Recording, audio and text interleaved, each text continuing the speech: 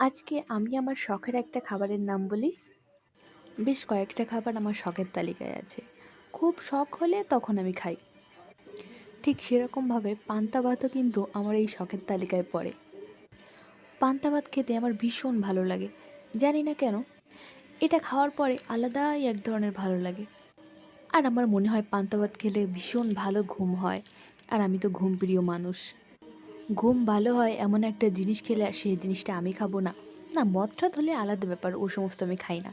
কিন্তু পান্তা ভাত, এটাই ঘুম ভালো হবে আর আমি খাবো না, এটা হতেই পারে না। পান্তা ভাত যেমন সজনেও আছে, সজনে খেলে আমার ঘুম ভালো হয়।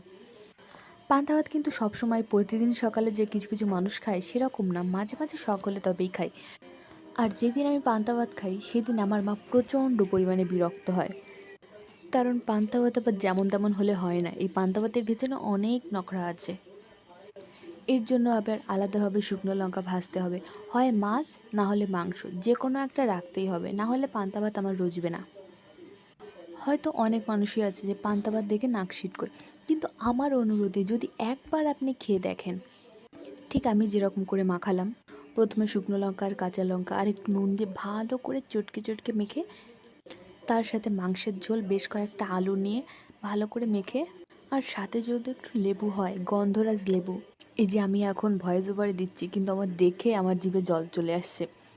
আর মাংসের বদলে যদি মাছ হয়, তাও ইলিশ মাছ। উহ! তাহলে তো পুরো ১০০